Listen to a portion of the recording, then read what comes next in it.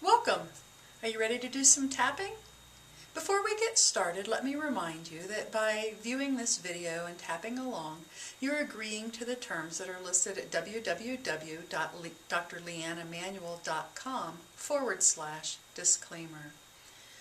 So a little while ago, I did a tapping with you on sugar addiction. And in part one, we worked predominantly on the craving for sugar and trying to bring that down. And I wanted to give you a little bit of an update about how that went, because it went amazingly well, actually. Since that time, I have not added sugar to anything that I've eaten, and I've had plenty of opportunities to do that. Now, I won't tell you that I haven't eaten anything sweet, because I have. I've had raisins, I've had a smoothie that was naturally sweet with fruit. I had some cereal that had some maple syrup in it, already packaged cereal. But when it came to adding brown sugar to my oatmeal, I haven't wanted to do it. I started to and realized that I really didn't want it. I didn't have that craving anymore. So in terms of knocking down the craving for sugar, the tapping was a huge success, and I'm pretty proud of what I've accomplished with that, because that fits with my personal health goals. One of the things that came up, though, during that tapping was that I've often used sugar to self-medicate with emotions that were too overwhelming that I didn't want to deal with.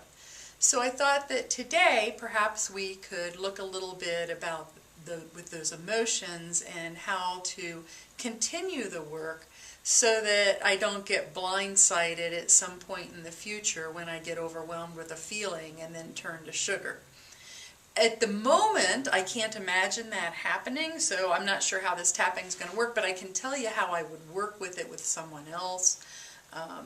Because it probably will happen. It's been a fairly smooth week or so for me, so I haven't had a whole lot of emotional challenges, although there have certainly been some negative emotions.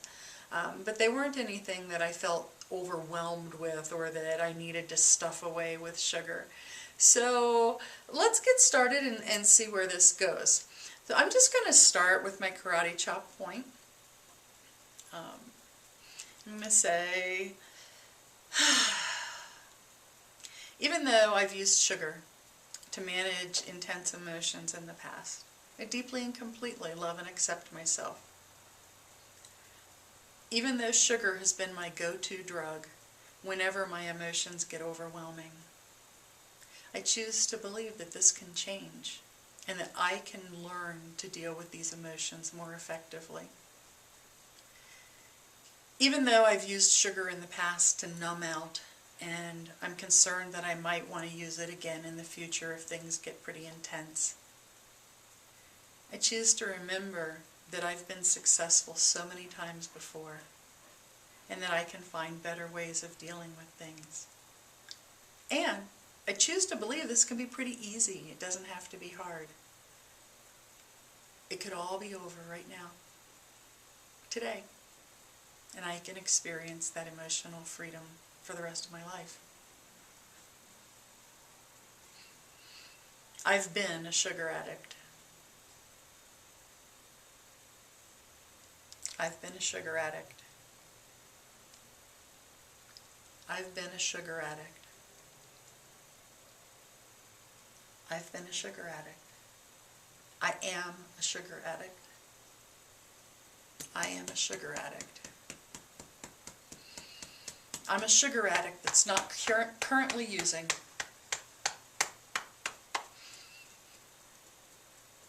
I'm a sugar addict. And like many other addicts, I use sugar to manage situations or feelings inside myself that I didn't think I could deal with any other way. I'm a sugar addict. And sometimes my emotions get pretty overwhelming.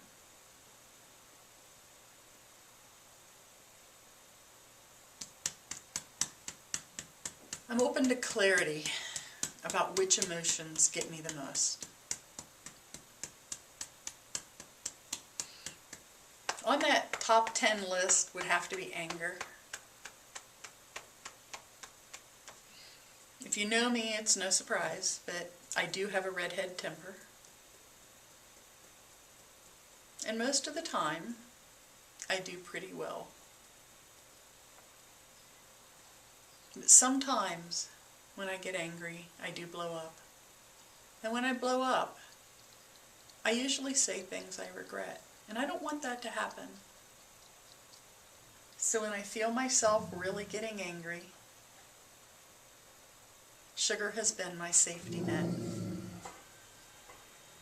Sugar has helped me to numb out so that there's less danger of saying things that hurt other people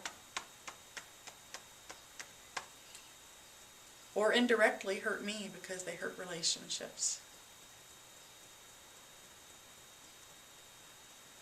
The power of my anger scares me. And it scares me enough that I've been willing to hurt myself with sugar. Perhaps I could learn to deal with anger a better way. I've certainly taught an awful lot of other people how to deal with anger.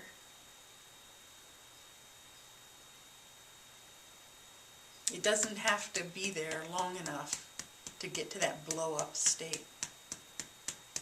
I could deal with conflict as it arises.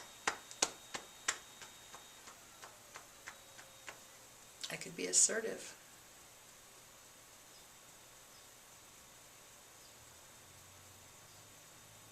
I could avoid situations a lot of times that I know are going to cause anger for me. I can set limits and boundaries with others. And oh boy, I can tap.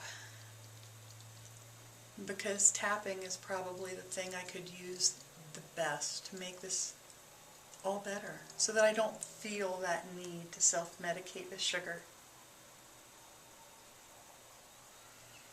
I can use tapping for my anger. I can use tapping to get clarity about what's making me so angry. I can deal with my anger in so many more appropriate ways than hurting myself with sugar.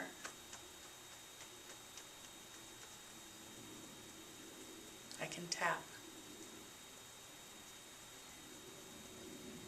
Embarrassment would probably be up there on that top 10 list too. Embarrassment is something I don't tolerate well.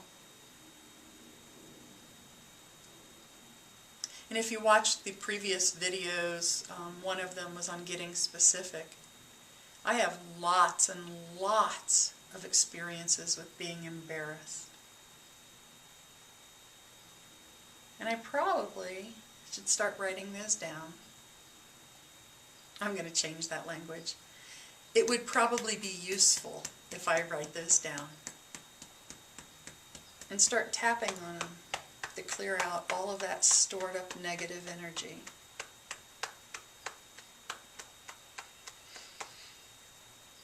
Because I'm pretty sure that the embarrassment comes from lots of experiences of guilt and shame,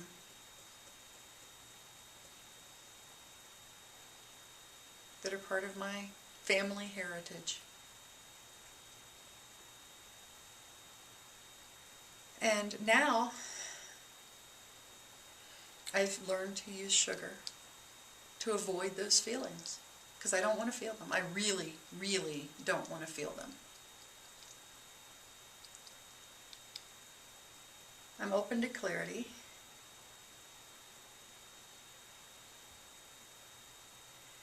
And I'm open to discovering new and different ways for dealing with the feelings.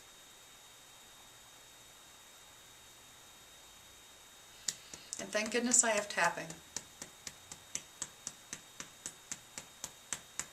I can tap about potentially embarrassing situations. I can tap on horrendously embarrassing situations.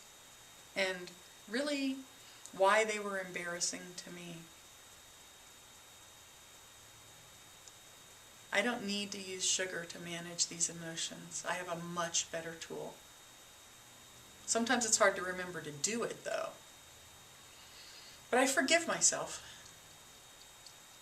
for using sugar. Of course I used sugar. I'm a smart girl, and I found something that really worked. And I didn't have a crystal ball to know how it was going to hurt my body. Because when I started using sugar, everybody thought it was okay. But now that I know different, I can change my behavior and my responses.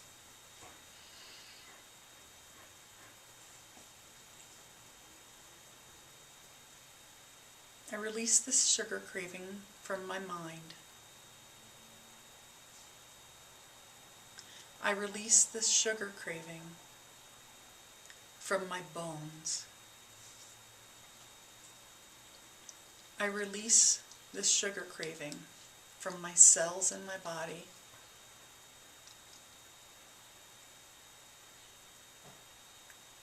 I forgive myself for the sugar craving. I forgive and release anyone else who might have been involved in creating this sugar craving, directly or indirectly.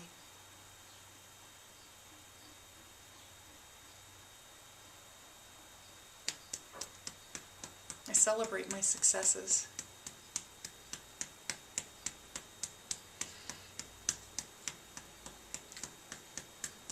I forgive myself for my not quite successes.